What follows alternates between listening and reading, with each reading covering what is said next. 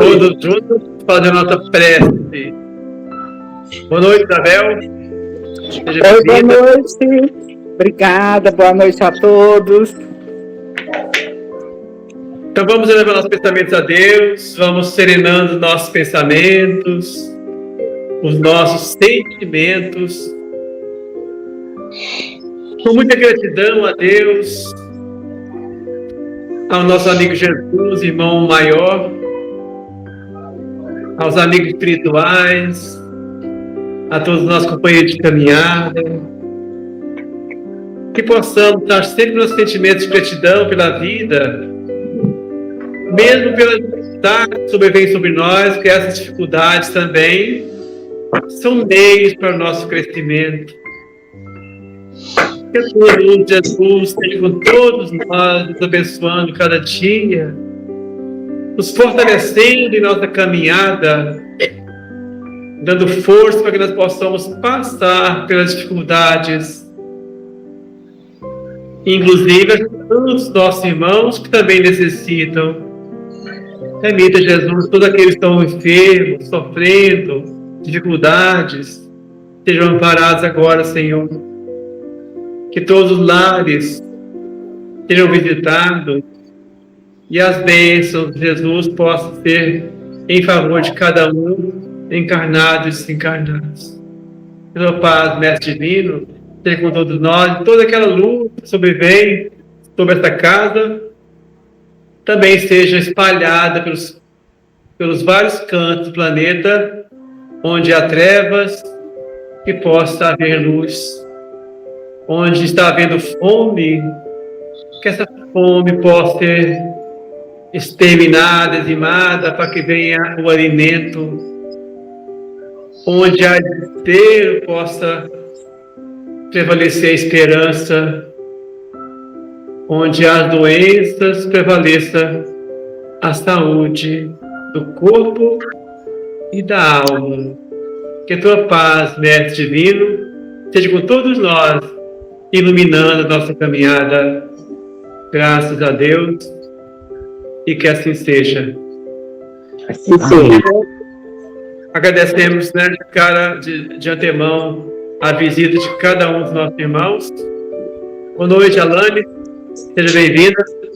Boa noite.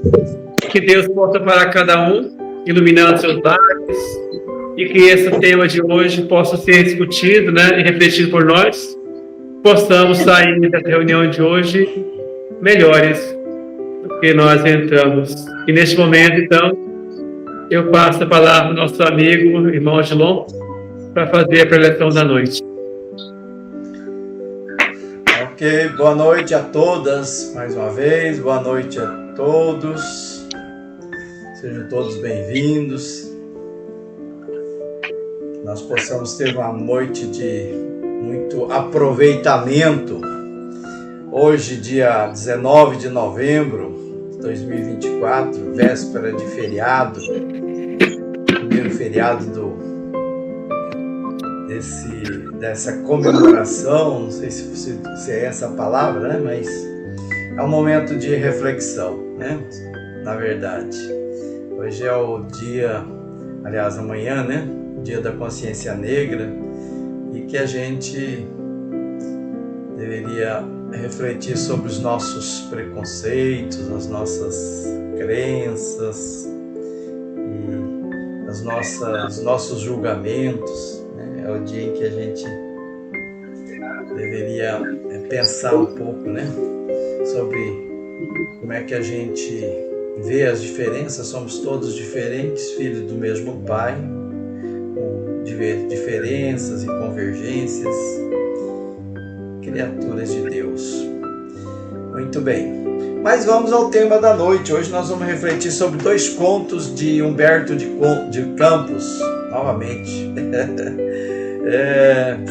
Um deles é do livro Contos desta e da Outra Vida, que ele ainda assinava como Irmão X. É o capítulo 18, que é Diário de um Médium. E o outro é também de Humberto de Campos, do livro Novas Mensagens, capítulo 5, é História de um Médium. E os dois contos, as duas narrativas, elas têm muito em comum. Serve para os médios, que todos somos, né? Cada um tem os médios ostensivos, que é aquele que recebe as comunicações, faz as psicofonias, psicografia, tem as vidências, e tem aqueles médios que é o mais comum, né? Intuitivo, né? Nós sabemos que o tempo todo nós estamos acompanhados. Ora a gente manifesta ideias próprias, outra hora nós manifestamos ideias que nos passa por influenciações de amigos do plano espirituais, sempre lembrando que essas companhias que estamos, trazemos conosco do mundo espiritual, elas são companhias que escolhemos pela nossa vontade, pelo nosso agir, pelo nosso pensar, pelo nosso sentir. Então, nós vamos começar pelo Diário de um Médium. O Diário de um Médium, como o próprio nome diz, é um diário, né? Alfredo Lúcio, ele estava desencarnando e a equipe espiritual estava ali no quarto, dando assistência para que ele pudesse ter uma passagem tranquila. E aí então eles observaram que tinha um diário, né? Com folhas amarelas, né? Que já fazia bastante tempo que estava ali. Um diário com 5 frases curtas. E começaram a folhear o diário e olhar algumas dos registros que ele fez. E daí então dizia assim, né? No dia 22 de outubro, nesta noite inesquecível de 22 de outubro de 1923, faço minha profissão de fé. Acompanhei a reunião íntima no Centro Espírita Vicente de Paulo, na Rua Tavares, Meyer, e pude ouvir a palavra da minha mãe, que eu supunha morta. Ela mesma, minha mãe. E falava pelo médium como se estivéssemos em nossa casa no meio. Chorei muito. Estou transformado. Sou agora espírita. Peço a Deus que me abençoe os votos solenes de trabalhar pela grande causa. 23 de outubro. 23 de outubro. Tentei a mediunidade escrevente e consegui. Maravilhoso. Me escorria pela cabeça com a mesma rapidez como se a frase escrita me saía da mão. E recebi uma mensagem assinada por Dona Amélia Hartley Antunes Maciel, a baronesa de Três Serras, que foi companheira de infância de minha mãe. Aconselhou-me a aperfeiçoar a mediunidade a fim de cooperar na evangelização do povo. Sim, obedecerei. Então ele foi aconselhado o quê? Aperfeiçoar. Né? Todos nós, quando nos decidimos a encarar uma tarefa, né? Devemos nos aperfeiçoar para executar bem aquela tarefa. E com o nosso amigo Flávio, ele não foi diferente. Ele foi convidado, então, a aperfeiçoar. 24 de outubro. Procurei o confrade Sr. Augusto Ramos, da diretoria do Centro Espírita Vicente de Paulo, na Ponta do Caju, e falei dos meus planos, e ele me encorajou. Foi para mim um entendimento espiritual muito grande. Quero servir.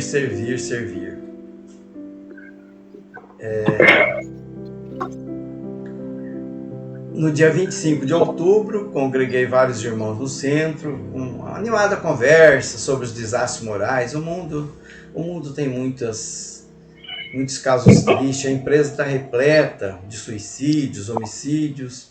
Aí comentamos o imperativo da mediunidade apostólica, a mediunidade como uma devoção, como uma missão.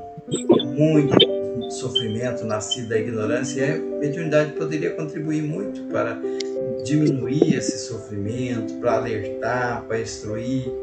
E a Deus de bondade infinita darei minha vida pelo esclarecimento dos meus irmãos da humanidade. E no 6 de outubro eu avistei com o seu Leopoldo, sua esposa. E eles foram amigos de Dona Amélia. Oramos e a baronesa comunicou-se, né, o espírito, exortando-me ao cumprimento do dever. Então, estava convidando o Lúcio a cumprir o dever e convidou ele a estudos sérios. O Sr. Cirne falou bondoso quanto à necessidade do discernimento, separar as coisas, né? Discernir, ver a qualidade das comunicações, a origem, né? Analisar o teor, o conteúdo. 27 de outubro, continua a trabalhar ativamente na psicografia. 10 de novembro, o presidente da Casa Espírita ponderou comigo que é importante não acelerar o desenvolvimento mediúnico. Então vai com calma, cautela. Entretanto, eu não concordei. Eu estava entusiasmado com o exercício da mediunidade. A ignorância e a dor esperam por mensagem do alto. Tantas pessoas em sofrimento. E nas últimas 6 noites recebi páginas e páginas do Espírito que deu a conhecer pelo nome de Philon, de Atenas. Um espírito que desencarnou da Grécia Antiga. E disse que eu tenho uma grande missão a cumprir. Olha só, né? Essas profecias, né, de espíritos que muitas vezes exaltam o médium, a qualidade dele. Você tem uma grande missão, isso é muito importante, é muito perigoso. E ele recebeu essa orientação do Philon, né? 2 de dezembro, ele estava já atarefado. É tanta gente para falar sobre estudo, tanta gente me cobrando mais estudos. E eu deixei de frequentar o centro, porque eu preciso trabalhar na mediunidade. E os companheiros lá da Casa Espírita parece que não percebem a necessidade, né, do exercício mediúnico. E Philon está escrevendo sempre através da minha pessoa 4 horas diariamente. Estou preparando 2 livros através das minhas faculdades. Sim, ele tem razão. O mundo espera ansioso a evidência do plano espiritual. No 1º de janeiro, entrei o ano novo psicografando. E levei no dia 29 de janeiro os frutos do meu trabalho, os livros assinados pelo espírito de Philon, um romance, um manual de meditações evangélicas. E o Sr. Cirne pediu para procurar na semana seguinte, mas grande foi a minha decepção. O Sr. Leopoldo Cirne falou-me francamente: admite que eu esteja ludibriado, estou enganado. Reconhece que as minhas qualidades mediúnicas, mas pede que eu estude, afirmando que os livros de Philon são fracos. Ele acha que é muito cedo para publicar os livros. Despedi então desapontado. E aí vai então a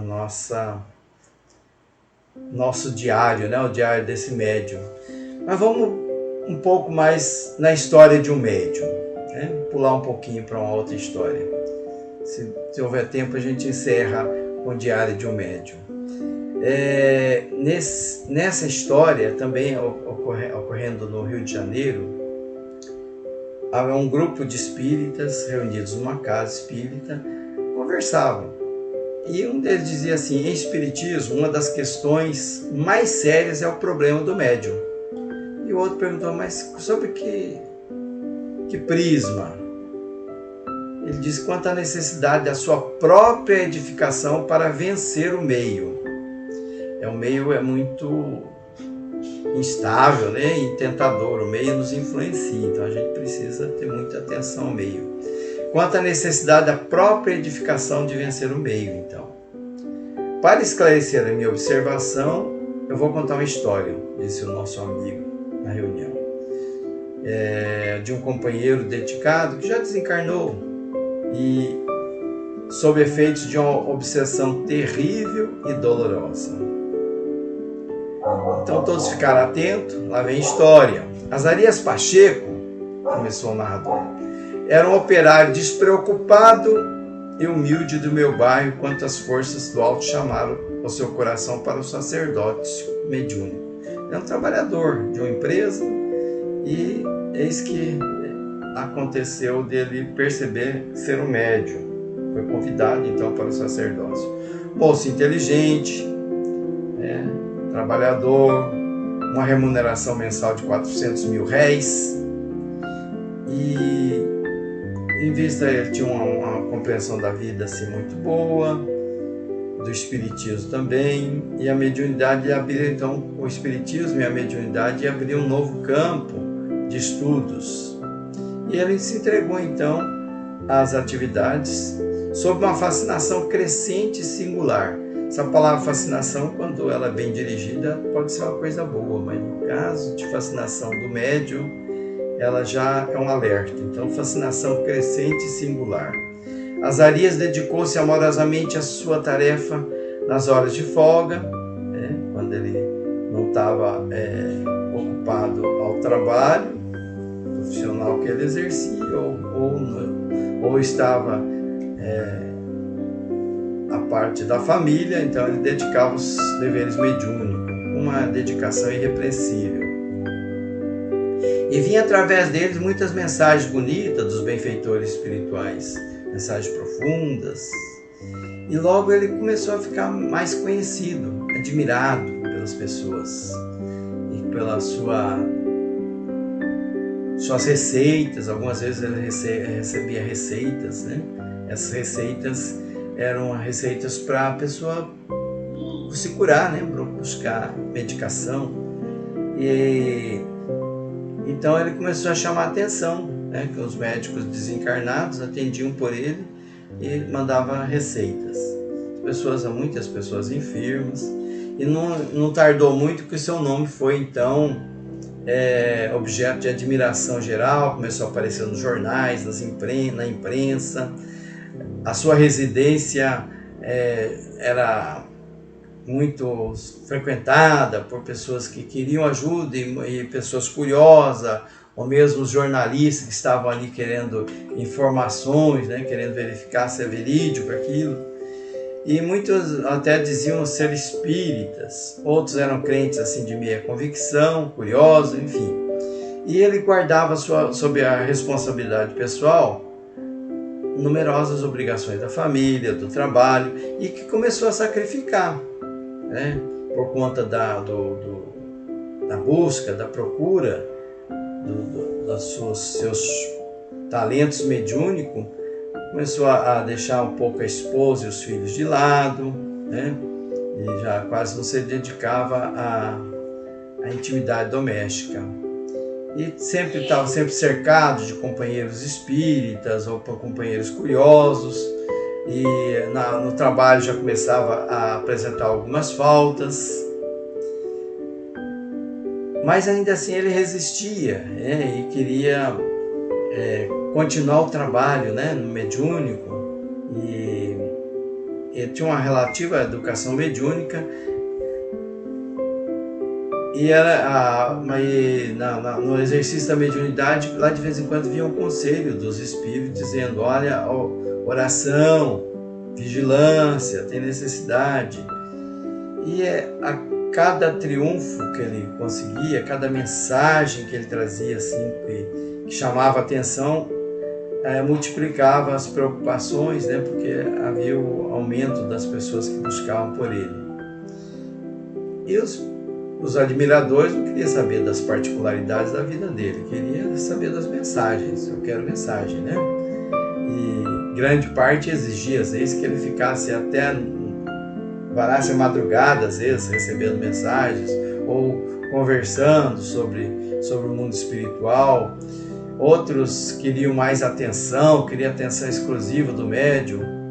Alguns até acusavam ele, falavam: você está dando mais preferência para fulano do que para mim. Mas mostrando assim, egoísmo, ciúme, enfim, os grupos doutrinários começavam a disputar ele. E Azarias, então, ele percebeu que a sua existência estava tomando um rumo meio estranho, diverso, Tantos os testemunhos, tantos afetos, e aqueles testemunhos e aqueles afetos até que era agradável ao coração de Azarias. Sua fama corria sempre. Cada dia ele era portador de novas relações, novos conhecimentos, novos amigos. Os centros importantes, centros espíritas, começaram a reclamar a sua presença, de vez em quando surpreendiam com viagens, né, longas, de trem, face à generosidade das pessoas. E lá de vez em quando alguém fala: Zarias, onde você trabalha? Eu trabalho na oficina de concertos, né? Eu sou trabalhador, empregado. Quanto você ganha por mês? 400 mil réis. Mas isso é um absurdo, né? Onde se viu uma criatura como você com um salário desse? É uma miséria. E outros ajuntavam: Zarias, você não pode ficar nessa situação, precisamos arrumar uma coisa melhor para você no centro da cidade, uma remuneração mais à altura dos seus méritos, uma colocação de repente no serviço público, onde talvez você encontre mais tempo para se dedicar. Mas ele resistia a isso, né? O pobre médio, dentro da sua capacidade de resistência, porque era tentador, ele dizia: ora, meus amigos, está tudo bem, cada qual tem a vida que mereceu, da providência divina. Além de tudo, nós precisamos considerar que o Espiritismo tem de ser propagado, antes de mais, pelos espíritos e não pelos homens. Mas Zarias, além de médio, era um ser humano, né? Não deixava de ser humano. E aquelas requisições dos seres humanos, aqueles afagos, ele começou a balançar. Já nem pensava no lar, começava a ter muitas faltas no trabalho, né? Faltas numerosas. E certo dia até ele foi chamado ao gabinete e seu diretor despediu. Falou: olha, infelizmente não é possível, a alta direção, a administração central da empresa diz que não é possível que você se mantenha no nosso quadro de trabalhadores. Foi demitido. Ele saiu desapontado, mas lembrou dos amigos, né, que tinham oferecido ajuda, buscou alguma coisa, e eles falaram. Aí já a conversa mudou um pouquinho, né? Não tinha um trabalho assim para ele, não tinha um emprego, e ele já estava com dificuldades. Ora, Zarias, você precisa ter mais calma. Lembre-se da sua mediunidade, é um patrimônio da nossa doutrina. Sossega, homem de Deus, volte a casa e nós saberemos ajudá-lo nessa tua dificuldade. Então, nessa mesma data ficou assim combinado entre os amigos ali que eles iam cotizar, ia apresentar para ele um valor mensal, 600 mil réis. Veja que ele ganhava 400 mil réis e passar a ganhar 600 mil réis para viver tão somente para a doutrina, tão somente para o exercício da mediunidade. Hoje eu recebi um WhatsApp, tinha uma frase que eu achei muito interessante, que tem a ver com o que nós estamos conversando hoje, que diz assim: se você pegar o trem errado, então diz assim: desça na primeira estação, porque quanto mais tempo você demorar para descer, mais cara será a passagem de volta. Isso não é sobre o trem, né? Então, quando a gente está num caminho, aquele caminho é o caminho bom, é o caminho reto, e a gente de repente dá uma descuidada e vai por um caminho errado, quanto antes voltar, melhor. Porque quanto mais eu me demorar naquele caminho equivocado, mais difícil vai ser a volta, mais cara vai ser a passagem de volta, como diz a frase. E Zarias, sob a inspiração dos seus mentores espirituais, ele ficava assim pensativo, né? Se deveria aceitar ou não aceitar aquele salário, e vacilava, mas a família já estava passando por necessidades, o desemprego, né, tinha chegado, então, embora muito relutante, ele aceitou. E desde aquele momento, então, a sua casa passou a ser muito mais frequentada, né? Era uma romaria assim, interminável, sem precedentes. Dia e noite, consulentes estacionavam à porta, e o médium buscava atender a todos quanto lhe era possível. E aí veio mais dificuldades, né? Até porque a questão financeira, aqueles amigos que nos primeiros meses começaram a auxiliar, um a um foi caindo fora. Em 6 meses ele já não estava recebendo mais de nenhum deles, as suas cotas mensais. Estava desorientado, desvalido. E foi a primeira vez que alguém, né, uma senhora, numa consulta daquela, deu 10 mil reais para ele. Ele, meio constrangido, aceitou pelo receituário. O coração dele houve aquele toque de alarme, mas ele estava enfraquecido, a família estava com dificuldade, repleta de dificuldades. E ele sentia também que era muito tarde para ele procurar uma outra fonte de trabalho. E então aceitou. E ali então foi o começo, né? Passou a aceitar, ele continuou recebendo, e ali as pessoas procuravam, e começou a ter aquele distúrbio psíquico, né? Ele começou a ter desequilíbrios penosos, íntimos, mas ele sentia a necessidade de atender a tudo e a todos, né? As pessoas procuravam ele para consultas até as mais levianas, e os espíritos enganadores se aproveitavam daquele momento dele, vinha com o campo de aberrações, descontroles. A todas as suas ações agora passaram a ser remuneradas, porque ele justificava que ali dependia o pão, né, dos seus. E ele sentia a obrigação de dar sempre uma resposta, porque se ele recebia dinheiro, tinha que dar uma resposta àquelas pessoas, né? Ainda que às vezes não havia intervenção de algum espírito, ele mesmo se pronunciava. Alguém procurava por felicidade e dinheiro, ele dava uma resposta que ele ia ter êxito. Procurava a questão de compromissos, relacionamentos, ele, em troca de alguns míseros R$1.000 da consulta, ele se submetia então a dar receituários de toda a espécie. E aqueles espíritos que antes estavam ao lado dele abandonaram, é claro, né? Espiritualidade benfeitora, espiritualidade que estava numa outra sintonia, não se aproximava mais dele, até porque ele estava agora sendo envolvido por outro tipo de espíritos. E aí ele começou também a ter problemas com as pessoas, né? As pessoas começaram a perceber que muita coisa ali era fraude, né? Começou a ser humilhado, sofrimentos, e ele sentia assim, um cansaço físico e mental, mas as pessoas não davam trégua, falavam: o que é isso? O senhor é médium, né? Médium não sofre essas coisas. E a sua missão, seu Zarias? E não esqueça da caridade. Enfim, a fadiga espiritual, ninguém dava ouvidos a ele. E os mesmos amigos, né, que antes apoiava ele, estava ali do lado dele, saía meio que conversando assim baixinho entre eles, né? Você já notou que Zarias perdeu toda a mediunidade, diziam deles. Desde que ele abandonou o trabalho para viver às custas do espiritismo, não podíamos aguardar outra coisa, né?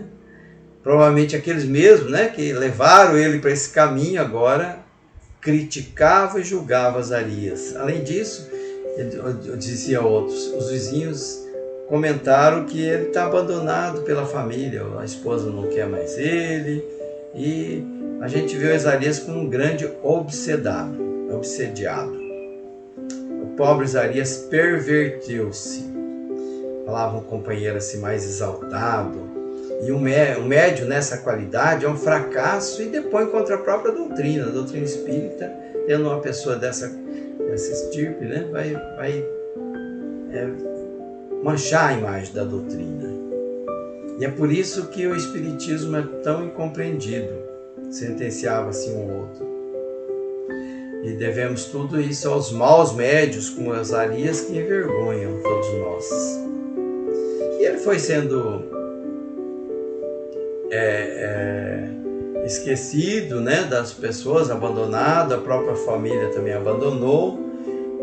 E ele se tornou então uma pessoa mais revoltada, tratava as pessoas já com certa grosseria, agressividade, e as entidades perversas do plano espiritual estavam praticamente dominando ele, e esse pobre náufrago da mediunidade começou a aparecer nos noticiários, né, com fraude, com escândalos, com apontamentos, e até que, enfermo, né, caiu no leito do hospital e desencarnou.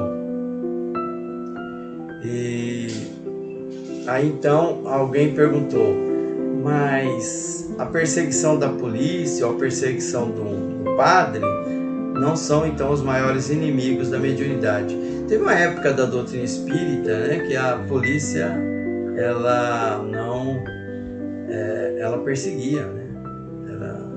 Havia denúncias de práticas, né?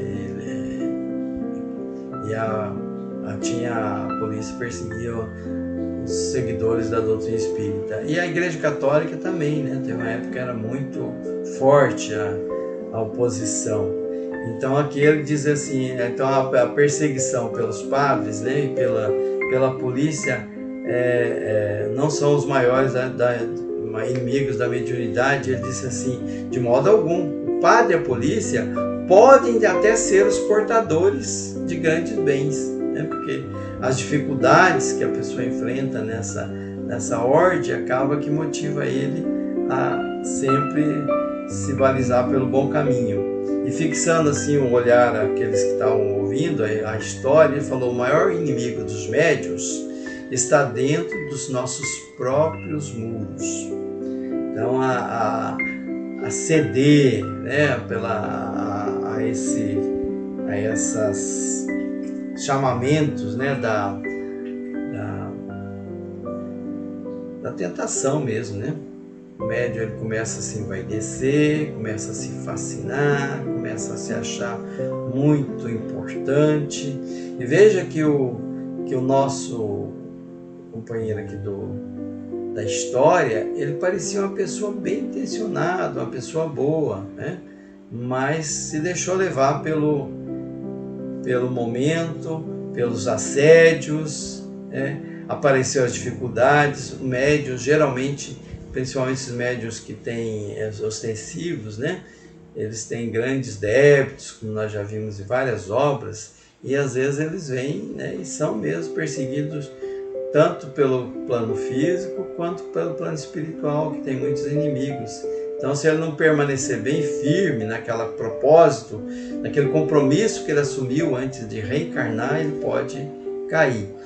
E essas observações, elas servem para qualquer um de nós, não só no campo da mediunidade, mas qualquer outro campo, né?